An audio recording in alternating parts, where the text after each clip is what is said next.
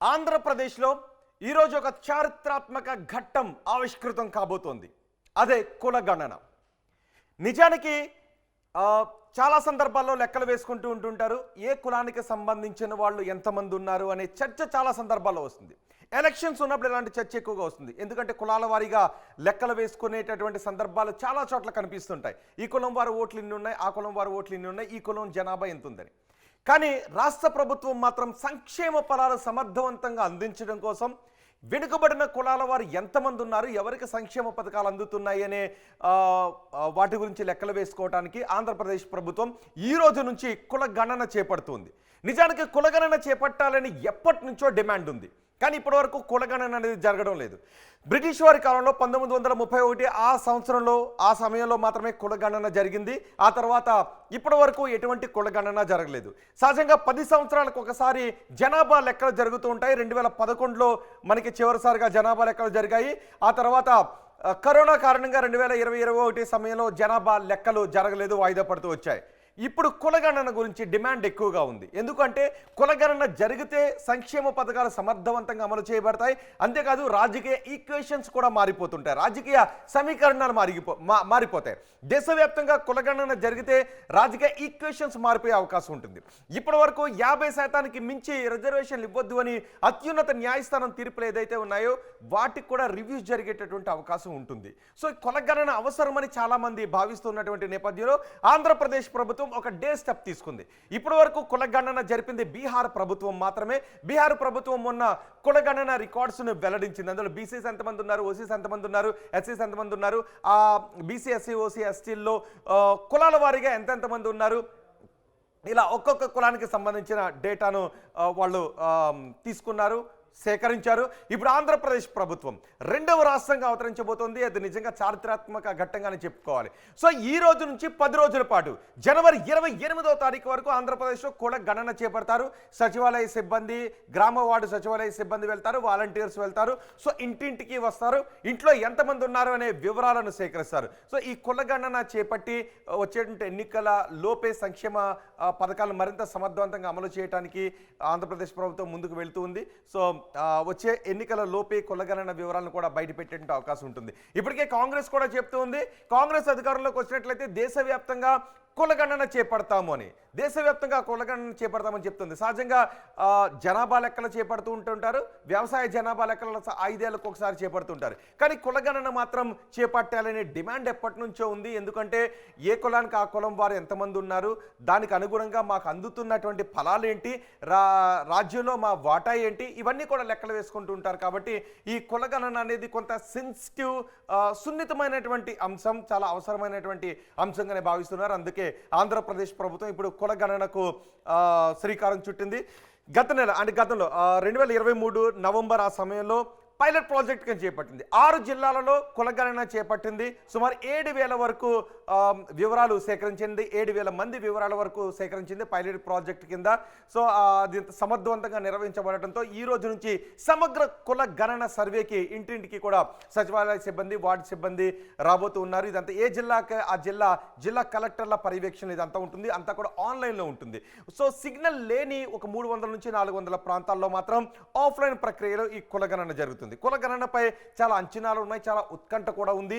ఏ కులం వారు ఎంతమంది ఉన్నారు, దళితుల్లో ఎస్సీస్ ఎంతమంది ఉన్నారు, మాలలు ఎంతమంది ఉన్నారు, మాదిగలు ఎంతమంది ఉన్నారు, అలాగే బీసీ కులాల్లో ఉన్నటువంటి కులాలు, ఉప కులాల్లో ఆ జనాభా ఎంతమంది ఉన్నారు, అలాగే ఓసీ కులాల్లో ఉన్నటువంటి వాళ్ళు ఆయా కులాల్లో ఎంతమంది ఉన్నారు, ఏ కులానికి ఆ కులం కుటుంబాల వారీగా ఏ కులానికి సంబంధించిన కుటుంబాలు ఎన్నున్నాయి, ఆ కులాల్లో ఎంతమంది ఉన్నారు, ఎంతమంది జాబులు చేస్తున్నారు, ఎంతమంది ఆర్థిక పరిస్థితి ఏ విధంగా ఉంది అనే సంపూర్ణ డేటా మాత్రం ఇప్పుడు వచ్చేసే అవకాశం ఉంది. సో 28వ తారీఖు వరకు కులగణన జరుగుతుంది.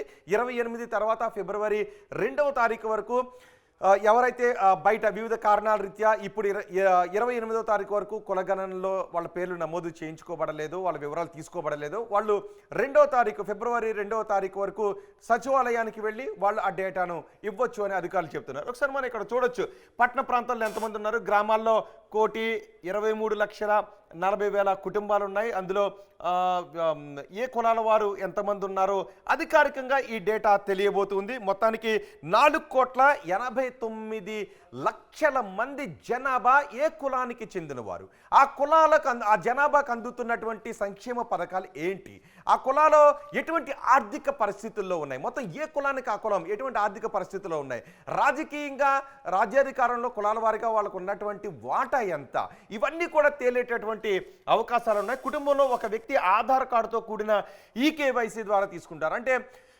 డేటా అంతా తీసుకున్న తర్వాత ఆధారాలు చూపించమని వారిని అడగకూడదు. కొన్ని క్వశ్చన్స్ ఉన్నాయి, క్వశ్చన్స్ వారీగా వాళ్ళని అడుగుతుంటుంటారు, సెక్షన్స్ వారీగా క్వశ్చన్స్ ఉంటాయి. సో ఆయా కాలమ్స్లో ఉన్న క్వశ్చన్స్ అడిగిన తర్వాత మీరు ఆధారం చూపించండి అని వాళ్ళు ఫోర్స్ చేయకూడదు. అయితే ఆథెంటికేషన్ కోసం ఆధార్ కార్డు నెంబర్ని ఇవ్వాల్సి ఉంటుంది. అలాగే ఫేస్ కొన్ని బయోమెట్రిక్ పద్ధతుల్లో థంబ్ ఇంప్రెషన్ కానీ, లేదంటే ఫేషియల్ పద్ధతిలో కానీ, ఐరిస్లో కానీ, ఇలా కొన్ని బయోమెట్రిక్ పద్ధతుల్లో వారు ఆథెంటికేషన్ తీసుకునేటటువంటి అవకాశం ఉంటుంది. బయోమెట్రిక్, ఐరిష్ తదితర విధానాలకు అవకాశాన్ని కల్పించారు. ఇంటికి వచ్చేటటువంటి వాలంటీర్ ఈ వివరాలు మాత్రమే అడుగుతారు. ఎవరిని కూడా ఎటువంటి ఫోర్స్ చేసే అవకాశం లేదు. సిగ్నల్ లేని మారుమూల పల్లెల్లో మాత్రం ఆఫ్లైన్లో వివరాలు సేకరిస్తారు. వాటిని మొబైల్స్లో వాళ్ళ డేటాను తీసుకుని సర్వర్ కనెక్ట్ అయిన తర్వాత డేటాను అంతా కూడా ఇంటిగ్రేట్ చేస్తుంటుంటారు. ఏపీలో కుల గణన ప్రక్రియ ఈ రోజు నుంచే ప్రారంభం కాబోతుంది. బీహార్ తర్వాత కులగణన చేస్తున్న రెండవ రాష్ట్రం. ఇంటింటికి వెళ్ళి వాలంటీర్లు, సచివాలయ సిబ్బంది సర్వే చేస్తారు. కలెక్టర్లు, జిల్లా కలెక్టర్లు పర్యవేక్షిస్తుంటారు. 28వ తారీఖు వరకు 10 రోజుల పాటు ఈ కులగణన జరుగుతుంది. ఈ 10 రోజుల్లో అందుబాటులో లేని వారికి ఫిబ్రవరి 2వ తారీఖు వరకు సచివాలయాల్లో నమోదు చేసుకోవటానికి అవకాశాన్ని కల్పించారు అధికారులు. సో ఆన్లైన్లో మొత్తం కులగణన చాలా పారదర్శకంగా జరుగుతుంది. ఆన్లైన్లో ఎప్పటికప్పుడు ఆ డేటాను నమోదు చేసి అప్లోడ్ చేసేస్తారు. ఇందుకోసం ప్రత్యేకంగా ఒక యాప్ని తయారు చేయించారు. ఆ యాప్లోనే వాళ్ళ డేటాను నమోదు చేస్తారు. ఆ ప్రత్యేకంగా తయారు చేయించిన యాప్లోనే మొత్తం 1.67 కోట్ల కుటుంబాల్లో 4.89 కోట్ల మంది, 4,89,00,000 మంది ఉన్నారు. వారి డేటా అంతా కులాల వారీగా ఇప్పుడు రాబోతుంది. పట్టణ ప్రాంతాల్లో 44,44,887 కుటుంబాలు ఉన్నాయి. అందులో 1,33,16,091 మంది జనాభా పట్టణ ప్రాంతాల్లో ఉన్నారు. ఇక గ్రామీణ ప్రాంతాల్లో మనం చూసుకున్నట్లయితే 1,23,40,422 కుటుంబాలు ఉంటే 3,56,62,251 మంది నివాసం ఉంటూ ఉన్నారు. సో మొత్తానికి 4,89,00,000 మంది ఉన్నారు. ఏ కులాల వారు ఎంతమంది ఉన్నారో అధికారిక డేటా ఇప్పుడు రాబోతుంది. బ్రిటిష్ వారి కాలంలో 1931 ఆ సంవత్సరాల్లో మాత్రమే ఆ డేటా వచ్చింది. కానీ ఆ తర్వాత నుంచి కులగణనకు సంబంధించి డిమాండ్లు ఉన్నప్పటి వరకు చాలా కారణాలు, అందులో రాజకీయ కారణాలు ఎక్కువగా ఉంటుంటాయి. సో రాజకీయ కారణాలతో అవి వెనుకబడిపోతూ వస్తుంది, ఆగిపోతూ వస్తుంది. సో ఇప్పుడు కులగణన ప్రక్రియను ఆంధ్రప్రదేశ్ ప్రభుత్వం చేపడుతుంది. కులగణన చేపట్టడం ద్వారా సమగ్రమైనటువంటి అభివృద్ధి జరిగేటటువంటి అవకాశం ఉంది, సమానమైనటువంటి అభివృద్ధి జరిగే అవకాశం ఉంది అని ప్రభుత్వం భావిస్తుంది. చూద్దాం. ఇప్పటికే అన్ని కులాల వారు కూడా కులగణనపై ఆసక్తిని చూపుతున్నారు. అన్ని రాష్ట్రాలు కూడా ఏపీ కులగణనపై ఆసక్తిని చూపుతున్నాయి. బీహార్ కులగణన జరిపేటప్పుడు మొత్తం అందరూ కూడా, అన్ని రాష్ట్రాలు కూడా బీహార్ వైపు చూశాయి. ఎవరెవరు ఎంతెంతమంది ఉన్నారు, ఏ కులాల వారు ఎంతెంతమంది ఉన్నారు అని. ఇప్పుడు ఆంధ్రప్రదేశ్ కూడా డేర్ స్టెప్ తీసుకుంది. రెండవ రాష్ట్రంగా ఆంధ్రప్రదేశ్ కులగణన చేపడుతుంది. చూద్దాం డేటా వచ్చిన తర్వాత ఈ డేటా ఎటువంటి ఆసక్తికరమైన విషయాలను వెల్లడిస్తుందో.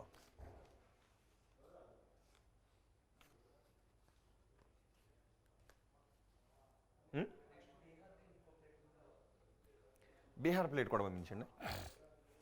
అది ఆల్రెడీ చెప్పేస్తున్నాం కదా, మరి ఇందాక నుంచి చెప్పాలిగా. బీహార్ రెండవ రాష్ట్రం అని చెప్పాను. ఇంక బీహార్ డేటా ఎందుకు ఇంకోట్లేదు. ఏదో ఒకసారి ప్లేట్ వేసి చూద్దాం. ఏది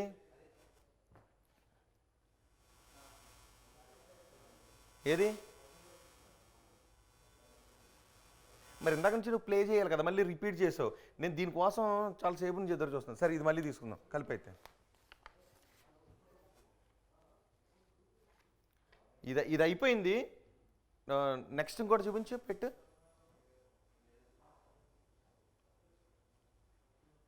ఓకే తీసుకో, చెప్తాను.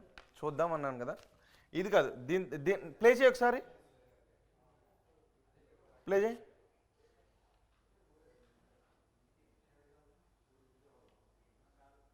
ఇది కావాలి మనకి. ఇక్కడ ఆపు ఒకసారి. ఇప్పుడు కొంచెం వెనక్కి వెళ్ళు.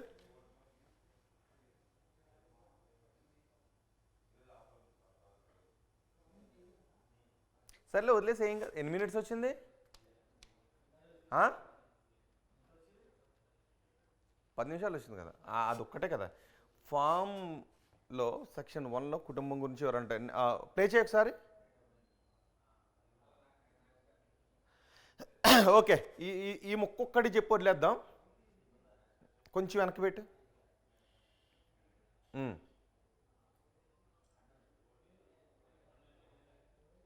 ఇది ఒక్కడ పెట్టు. అయితే ఇక్కడ ప్లే చేయి, ఇక్కడ నుంచి ఆపు, ఇక్కడ నుంచి ప్లే చేయి ఒకసారి.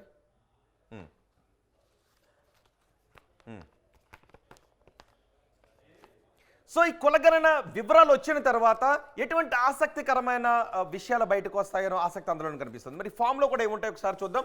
20,000 మంది సిబ్బందితో కులగణన ప్రక్రియ ప్రారంభమవుతుంది. 20,000 మంది సిబ్బంది ఇంటింటికి వచ్చి కులగణన ప్రక్రియను చేపడతారు. ఫామ్లో ఏమేమి ఉంటాయి? ఫామ్లో సెక్షన్ 1లో కుటుంబ సభ్యుల గురించి 15 ప్రశ్నలు ఉంటాయి.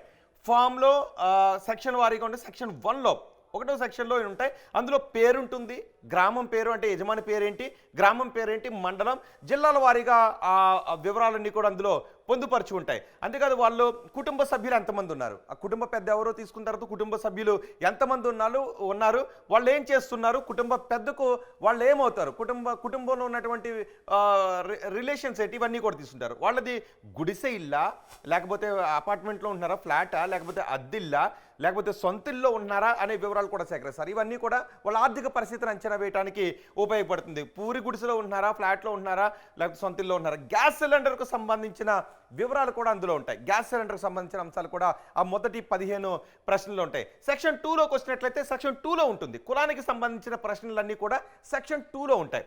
ఆ సెక్షన్ 2లోనే ఏ కులానికి చెందిన వారు అనేటటువంటి వివరాలన్నీ సెక్షన్ 2లో ఉంటాయి. సో అక్కడ మనకి ఆ డేటాను అంతటిని కూడా ఇంటిగ్రేట్ చేసి ఏ కులానికి చెందిన వాళ్ళు ఎంతమంది ఉన్నారని మొత్తం 726 కులాల జాబితాను తీసుకోవడానికి 726 కులాల జాబితాను తీసుకోబోతున్నారు. ఎస్సీ, ఎస్టీ, ఓసీ, బీసీ ఈ కులాల వారీగా ఎస్సీస్లో ఎంతమంది ఉన్నారు, ఎస్టీలు ఎంతమంది ఉన్నారు, బీసీలు ఎంతమంది ఉన్నారు, ఓసీలు ఎంతమంది ఉన్నారు, ఓసీలో ఉన్నటువంటి ఆ కులాల్లో ఎంతమంది జనాభా ఉన్నారు, అలాగే బీసీలో ఉన్నటువంటి అన్ని కులాల్లోనూ ఒక్కొక్క కులాల వారికి ఎంతమంది ఉన్నారు, ఇక ఎస్సీలో ఉన్నటువంటి కులాల్లో మాలమాదిగుల్లో ఎంతమంది మాలలు ఉన్నారు, ఎంతమంది మాదిగులు ఉన్నారు, అలాగే ఎస్టీస్లోకి వచ్చేటటువంటి ట్రైబ్స్లో ఎన్ని కులాలు ఉన్నాయి, ఎన్ని ఉపకులాలు ఉన్నాయి, వాళ్ళలో ఎంతమంది ఉన్నారు, ఈ వివరాలన్నీ కూడా సేకరించబోతున్నారు. అవన్నీ కూడా సెక్షన్ 2లో ఉంటాయి. మరి చూద్దాం.